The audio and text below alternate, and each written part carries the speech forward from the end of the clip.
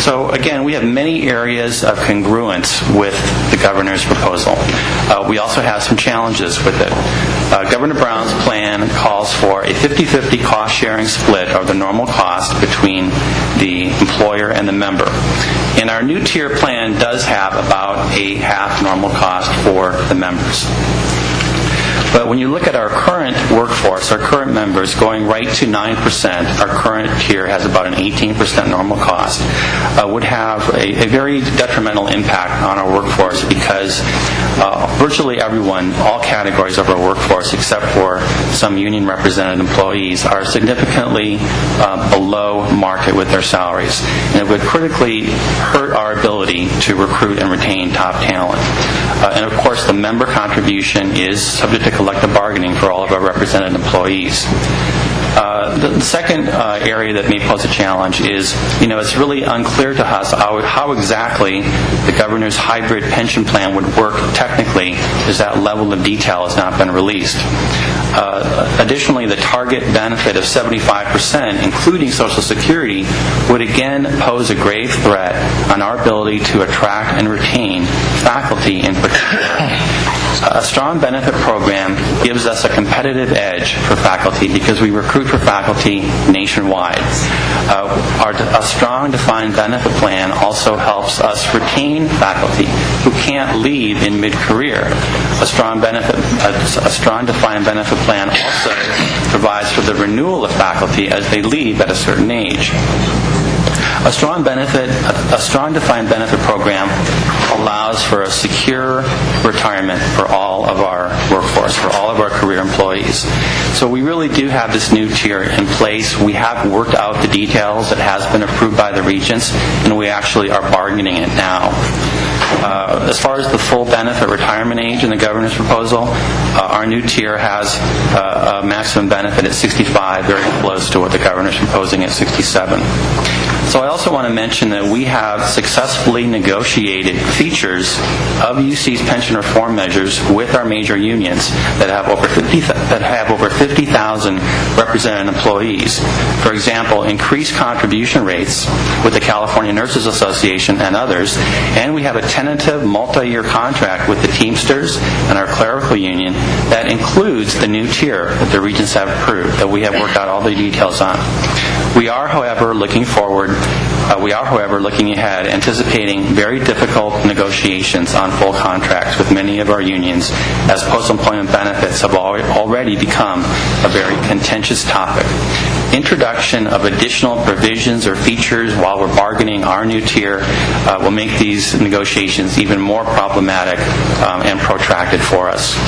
So while the differences between Governor Brown's proposal and our own post-employment benefit changes are not insignificant, there are again many, many similarities.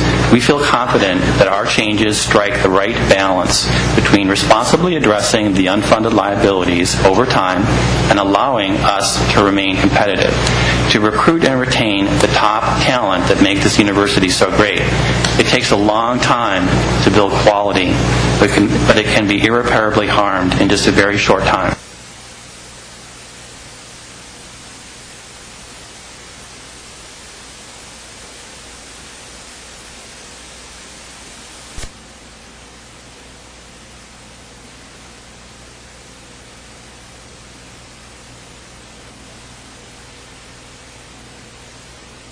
We all agree there are areas for statewide reform.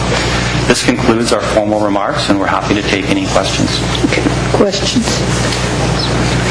Ms. Walters? I actually have a few questions here for you.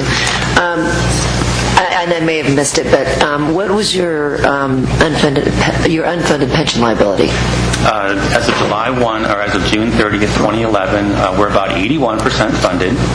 If you compare our market value of assets to our actual accrued liability, we have about a $10 billion shortfall as of that date. Okay.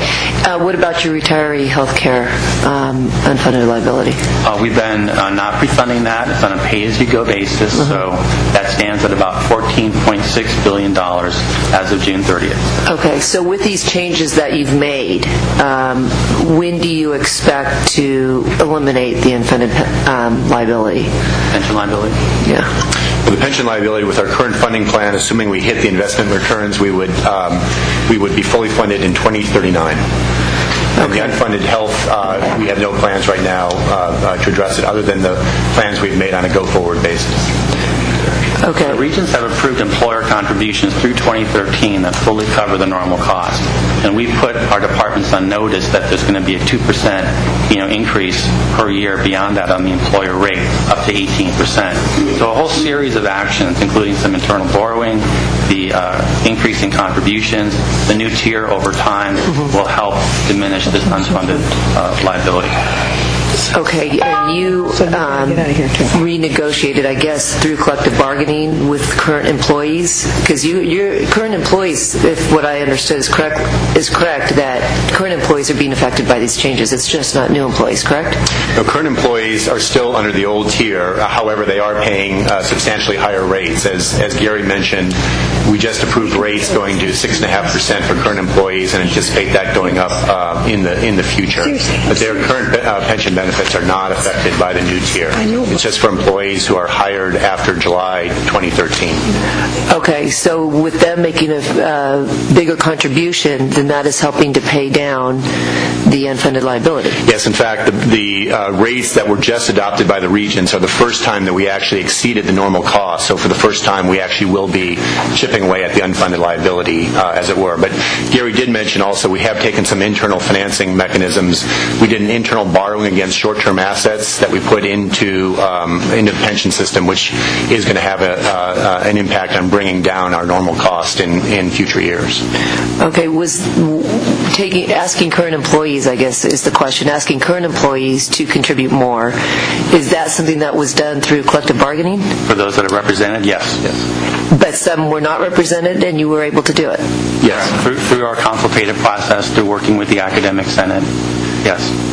Okay. Because I keep hearing this, we can't address current employees because of this vested rights issue that keeps coming back. And I'm just curious as to if that's an issue we really need to test through the courts, and if it's been able to be achieved through other means. We're a little bit different of an animal because we're not a legislated statutory plan. So we have a slightly different structure in that regard. Okay. We did receive strong advice that probably would not hold up if we had affected the benefits, but the contributions, we received counsel that we could move those higher. Could move those higher through negotiations on union represented, but not for policy covered staff. But my point is that could move those higher subject to collective bargaining. Yes, absolutely. Not unilaterally. Yes. For those that are represented. So we've got the faculty, policy-covered staff, represented employees.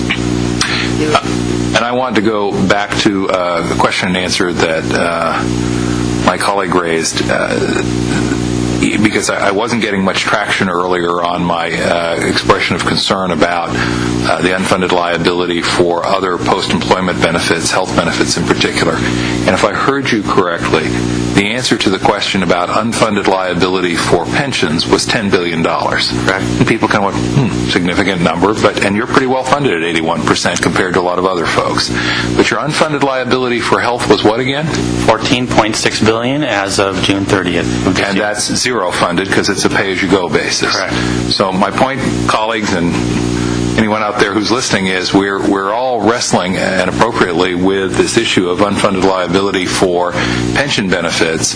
But here's an institution that's probably better off than many that has, a factor of 1.4, 1.5 times greater liability for retiree health benefits and no plan to fund it. I don't mean that critically. I just mean it as a matter-of-fact statement. Right. So I hope that whether it's at UC or the state or at the local government level, we'll keep looking at this issue, because there are, a great many billions at stake that are sort of not part of the conversation right now, for the most part, in my view. And then it's Mr. Schlimgen, I believe, referenced the fact that there's a limitation on what retirees can do in the way of work once they've retired. Was it 40%? Did I hear that correct? 43%. 43% in a 12-month period, yes. And one of the issues that's come up, and I know a lot of folks had trouble with this as I worked pension spiking and double-dipping issues in my legislation.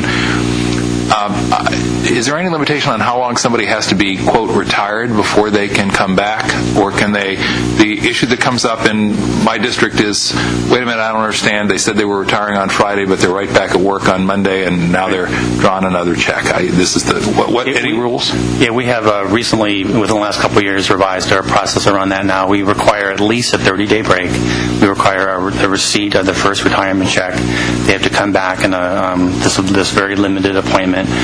So we've got a whole structure around how we track and how we approve any rehire retirees. In an academic setting, does that mean as a practical matter somebody retires in June and comes back in September and the 90 days has been, the 30 days has requirement has been met? Well, when folks come back and work at UC, they don't come back in the retirement plan. They come back part-time, and faculty are very active in our community after they retire, oftentimes not even in a paid position. So, yes, that's entirely possible that they could come back and do some work on campus, paid or not paid, in a very limited capacity. Thank you. Thank you very much. Okay. Our next panel.